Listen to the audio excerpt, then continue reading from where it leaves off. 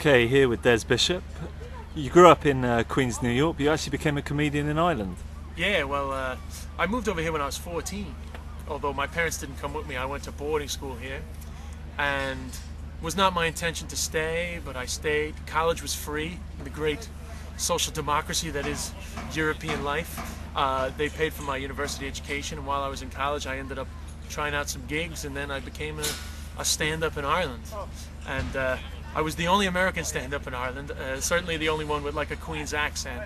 And so it's kind of easy enough in the early days. I had a unique point of view on Irish society, and one thing led to another, and I never left. Here I am, the year 2010, sitting in a park in Dublin, still part of the Irish comedy world. And you're doing a run of gigs here in Dublin, and then you're over to Edinburgh, and after that you're back to the US again. Yeah, so I'm doing a month in Edinburgh with a new show I have about my dad, called My Dad Was Nearly James Bond. Then I'm doing the Wilbur Theatre in Boston on the 4th of September, which is partially because I want to do more gigs in the States, and partially because, though nobody knows who I am in the States, there's a little bit of Ireland in Boston that I reckon I can tap into. That'll just be a more general show. It won't be the show about my dad, but there'll be some stuff in it. And yeah, it's great gigging here. There's loads of American comics over for the weekend, so the whole thing just feels like I'm riding the wave of international comedy at the moment, seeing people everywhere. It's good fun. And you and your brother Aidan, you run the international club here in Dublin. Tell me about some of those American acts you've had over. Oh, well, actually we had the lovely Natasha Leggero in there last night. Famously, though not Americans, we had the Flight of the Conchords in there about 4 or 5 years ago with no microphones whatsoever, just before they broke big. Reggie Watts, who I'm gigging with tonight, who's probably my favorite comedian in the world, has been in there with a little Busker's amp and a microphone, because we don't have a mic, by the way, in the international. Not American, but Eddie Izzard was in there 2 years ago. Rich Hall's been in there, Don Marrera.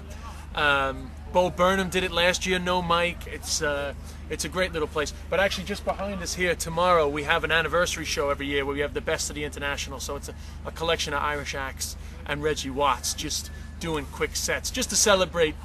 You know, we're actually like 11 and a half years going, and you know, just to celebrate the success of it. It's a tiny little room that has all this history and pedigree. So that'll be there tomorrow. Myself and Aidan host together, a nice little family moment. And you do material in the Irish language, Gaelic, you do House of Pain's Jump Around, and you've also done the South Park voices, is that right? Well, no, I auditioned for the South Park Os Gaeilge. That still exists on TG Cahir, which is the Irish for Television 4, like Channel 4 Os Gaeilge. And so I auditioned for that. I didn't get it, but it is worth YouTubing for the viewer there in America. South Park in the Irish language. It goes out much earlier on Irish television, so the translations are not as dirty.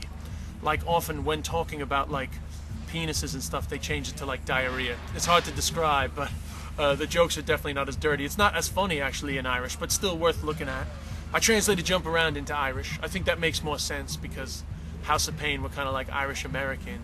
And yeah, I just learned the Irish language over a year, and I did stand up in Irish. See, Irish people love to laugh, and so that really hadn't been done before either. So that was good fun, and probably helped me to be considered properly Irish for the first time in my 18 years in Ireland, which is how long I'd been here when I did that for the first time.